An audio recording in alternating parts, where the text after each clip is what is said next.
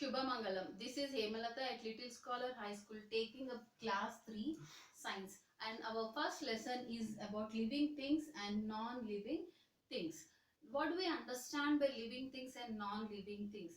See children, when we look around us, there are many things in which we are living, or many things which are surrounded by us. In that we can find two things, and we can group them into living things and non-living things.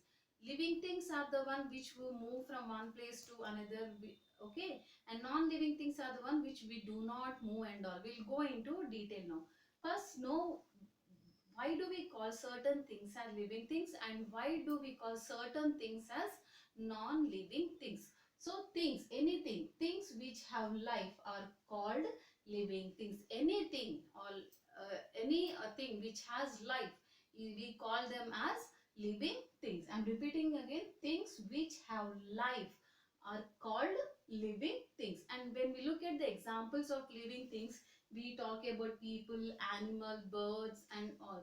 For example, when we are talking about people, people are who children? We ourselves, our aunt, uncle, grandparents, our parents, our friends, we all come under which group? People. Animals, we have different kinds of animals, yes or no?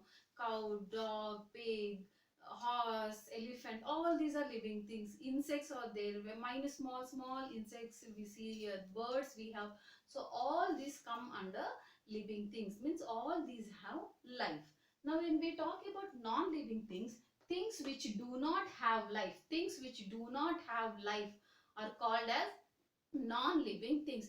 That means examples are rocks, soil, mountains. Take your water bottle for example, your tiffin box, your bag, all these things, they do not have life, hence we call them as non-living things. That means things which have life are called living things, things which do not have life are called non-living things.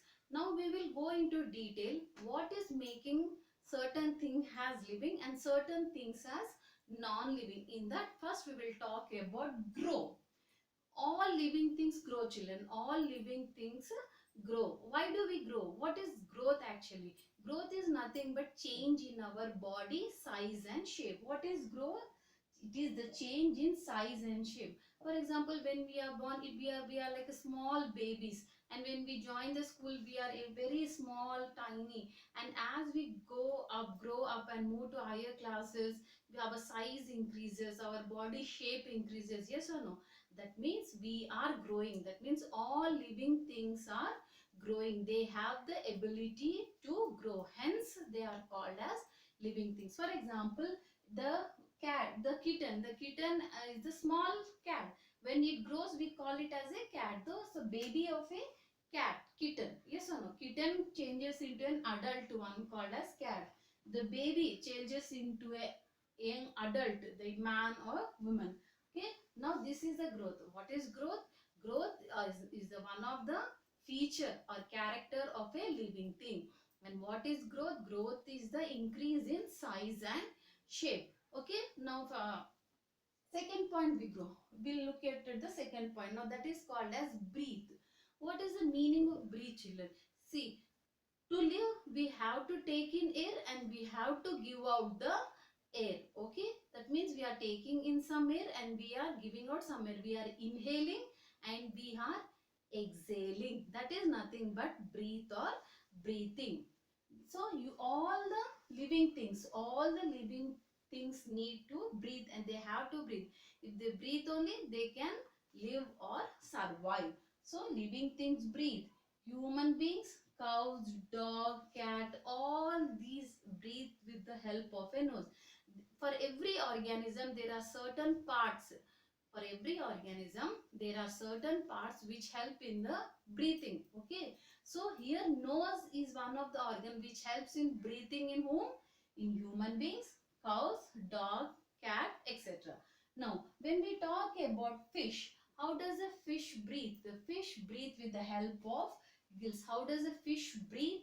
With the help of gills. Gills are nothing but small scale like structures which are present in the body of a fish. So what are the breathing organs which are present in a fish? It is nothing but the gills. Now Insects, we see many insects in our surrounding areas, when we move here and there, yes or no children? So these insects breathe with the help of tiny air holes. Tiny means very small. What is the meaning of tiny? Very small.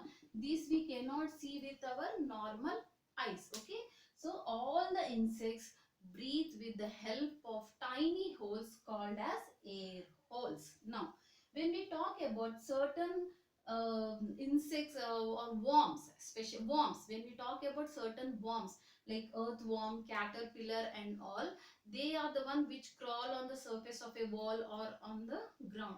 So all these worms do breathe, because we are calling them as living things, and they breathe with the help of skin. They breathe with the help of skin. Just look at this point once again, children. Breathe. What is breathe? Taking in air and giving out air. And what are the organs which are helping in breathing? Every organism has different specified things for the breathing. In human beings, cows, dog, cat, it is the nose which helps in breathing purpose. And in fish, it is the gills. In insects, it is the tiny air holes. And in earthworms or any caterpillar worms, it is especially the skin which helps in the exchange of gases. That means through skin, the air moves in and the air goes out. Now, we say plants are also living things, children. Now, uh, why do we call plants also living thing? Because plants also grow, children. When you put a one small seed in a pot and just water it and keep it in sunlight, we observe a small tiny sapling coming out of it, and it grows into a young plant and turns into a tree. Yes, so plants are also living things, and even plants also breathe like us. Even plants also breathe like us. And what is that which is helping the plants to breathe? It is the stomata. It is the stomata which is helping the plants to breathe. And what is this stomata? Stomata are like kidney shaped structure. The stomata are the kidney shaped structures which we find underside of the leaf, which we find the underside of the leaves. So this stomata, the exchange of gases take place. Okay children, so how do plants breathe? Plants breathe with the help of stomata, and stomata help in the exchange of gases. And where do we find this stomata? We find this stomata in the leaf, and especially the under surface of the leaf. Okay, now we'll talk about now move. What is our next point regarding the living things? Move. Our next point regarding living things is move. What is move or movement? Now when we are talking about living things, we have seen about grow, breathe, move. Move is nothing but moving from one place to the other place. We go to school, we go to some temple, your father goes to office and all. We move in our house from bedroom to kitchen, kitchen to dining room and all. Yes or no children? So this is the movement. Why do we move from here to there? Or why do animals move from one place to another? To protect ourselves under the shelter, or to obtain the food. So we move to do our various activities. So move or movement is also one of the feature of living things. Now why do we move? We move from one place to another to for the food and for the shelter. Now when we again talk here about plants, yes, plants also move. But you may ask me one question, teacher, but a plant does not move from one place to other place, then why are you calling plant as a living thing, and you are also saying that it shows some movement? Yes children, plant is also a living thing, that is true, and it also shows the movement. But in plants, it is not the plant whole as such which moves from one place to another, like we human beings or like some animals. But some of the parts of the plant move towards the sunlight. That means there are certain chemicals which you come to know in higher classes, but for now you understand that there are certain chemicals which makes the plant bend towards the sunlight. Even okay children, no? So plants also have that movement through wherever the sunlight is provided, the plants try to bend in that direction. So till now we have seen 3 points regarding living thing, that is grow, breathe and move. That means living things grow, they breathe and they move. Now we will talk about need food. Living things need food. Why do we need food, children? We need food to grow healthy, to grow and to remain healthy, and so that our body can function perfectly without any diseases and all. Yes or no? Our body requires good nourishment. That is the reason we need food to carry out daily activities and all. So all the living things, whether it is a plant or whether it is an animal, we need food. So we need food to grow and live. When good amount of food is taken, when we take good nourishment is entering our body, then we grow properly, and all the living things need food. Without proper food, we get various kind of diseases. Yes or no, children? So all living things need food. But here you have to understand one point, that we take food from where, children? If we look at our food items, what we are eating, we eat many vegetables, many fruits which are coming from plants, and we also eat certain animal products like milk, egg and meat. From where we are getting this? We are getting this from animals. Yes or no? But how do plants eat? Plants actually, they do not take food from outside. Plants do not take food from outside. Plants prepare their own food, children. Plants prepare their own food. Like animals, dogs, some insects, worms and all take food from outside. Wherein in case of plants, it is the one which prepares its own food. And how do plants prepare their own food? The plants prepare their own food with the help of sunlight, water, minerals from the soil and from the air. Okay, so how do plants prepare their food? From sunlight, from water, from minerals and from the air. That is how plants make their own food, and that process is called as photosynthesis. Okay, children? Now one more point regarding living things is, they feel and respond.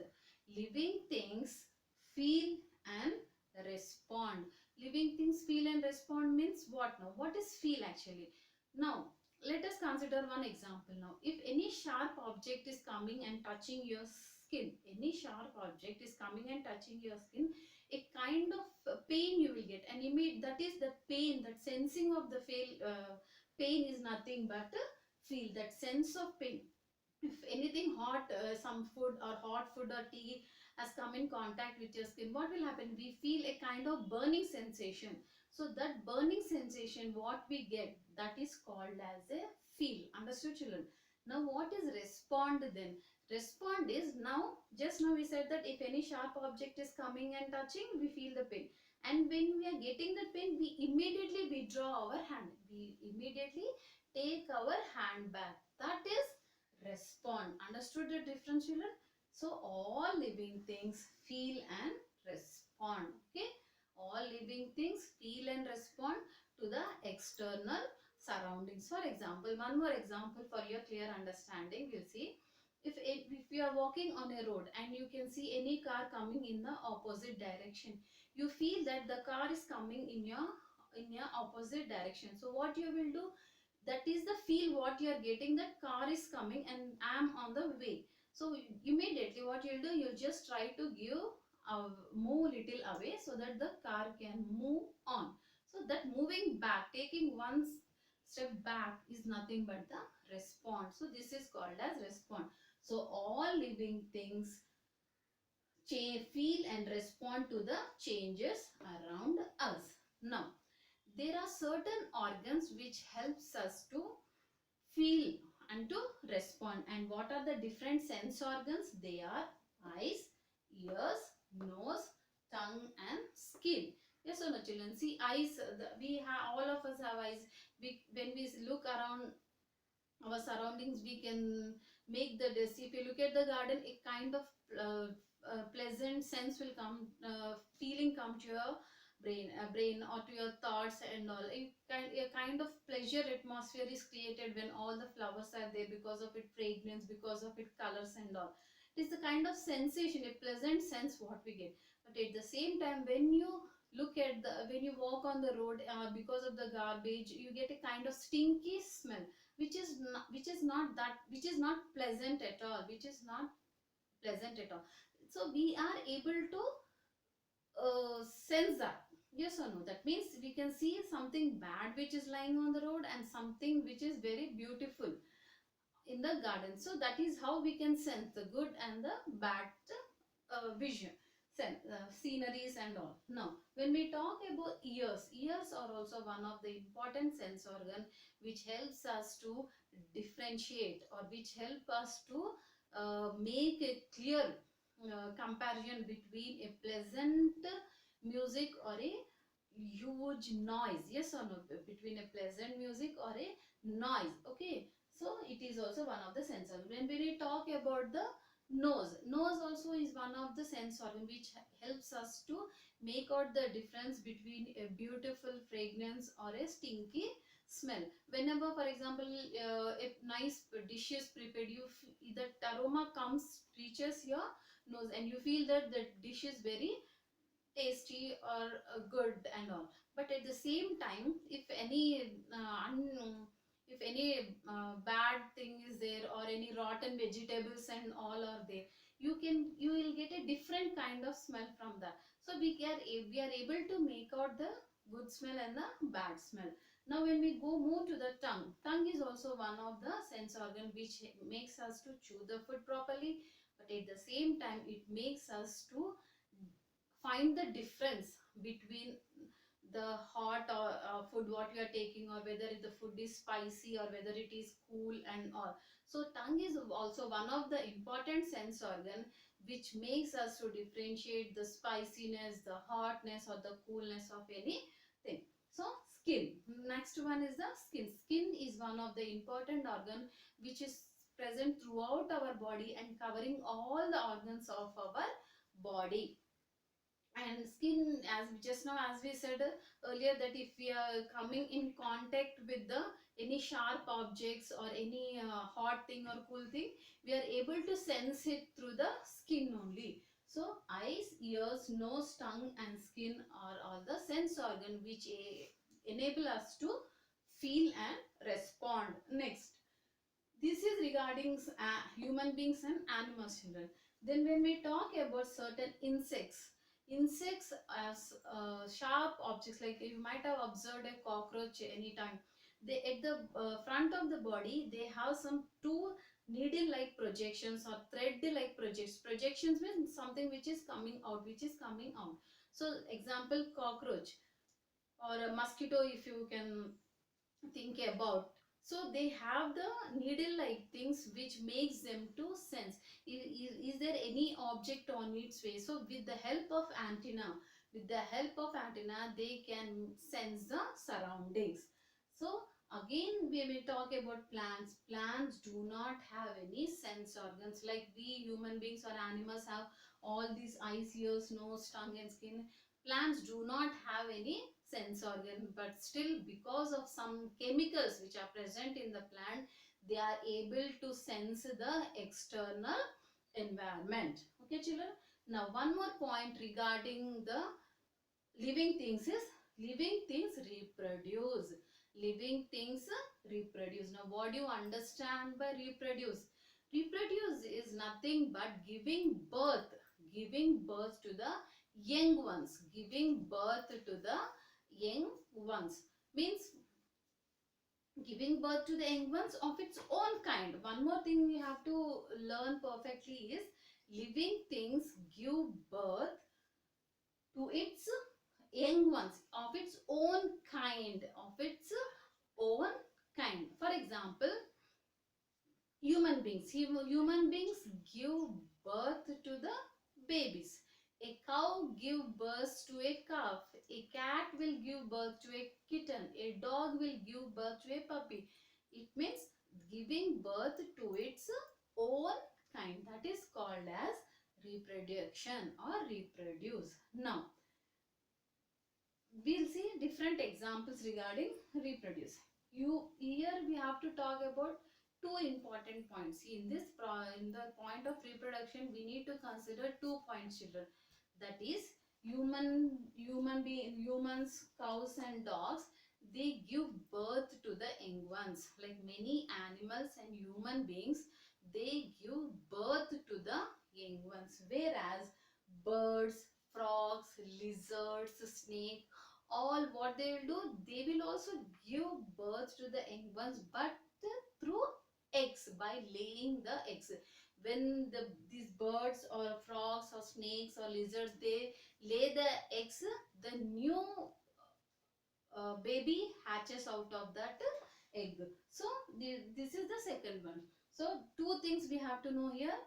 Reproduction is of two types. One is by giving birth of its own kind, and one is by the babies coming out from the eggs, okay, when the egg hatches. Now yes, plants also reproduce, but how plants are able to reproduce? Through seeds. Yes or no, children? Again, when you put a small seed and give all the requirements, like we said, air, water, sunlight and all, from that seed, after a few days you can see a tiny plant or a sapling coming out of it. So that is the mode of reproduction in plants. Okay, now we have seen about growth, breathe, move, need food, feel and response, and reproduce. Now one more important point regarding the living things is lifespan. One more important thing regarding living things is lifespan. Now what is lifespan, children? The time from birth till death. The time from birth till death is called as lifespan.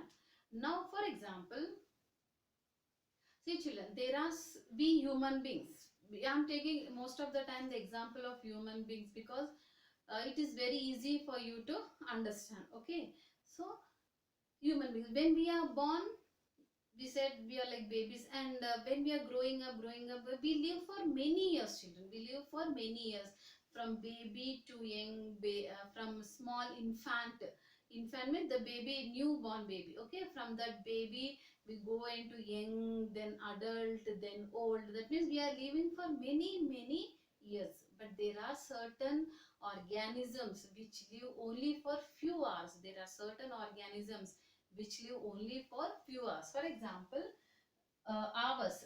Mayfly. Mayfly is the one which lives or survives only for 24 hours. Only for 24 hours. But whereas we talk about the lifespan of human beings or tortoise, that is for many years. Okay, so this is about the living things. And one important point to be noted is living things which we have discussed about growth, breathe, move, need food, feel and respond, reproduce and lifespan. We do not find them in non-living things. We do not find these things in non-living things. Non-living things do not grow. For example, if any stool is there in your house or any your bed is there, will it grow? No, it will not grow. It remains the same. The size of it remains the same for years together. Yes or no? So they do not grow. Will it move? Your study table will move from one place to another? No. It is also because why it is not moving? Because it has no life. It has no life. Hence we call anything which without life, we call it as non-living. Do they eat food like us? No. Do our water bottle or do our study table consumes any food? No. So it is also a non-living thing. That means one of the character of need food, it is not present there. Do they breathe? Do our dressing table or our water bottle or our classroom board, will do they move? Breathe? No, they do not breathe. And at the same time, they do not sense. If you break the stool also, it will not cry like us. Yes or no? That means they do not have the sense of feel and respond. They do not reproduce. They do not multiply. If one bottle is there, by tomorrow we will not get many more bottles from it. Isn't it, children? that they do not reproduce and they do not have any particular lifespan. They may get damaged, they may get destroyed, but they do not have any specific lifespan. So all these points are the one which we consider regarding the living things and the non-living things. Okay, so now what we have discussed are all the important points, children. Just go through the book, then in our for today's class we will stop here. Okay, have a good day. Thank you.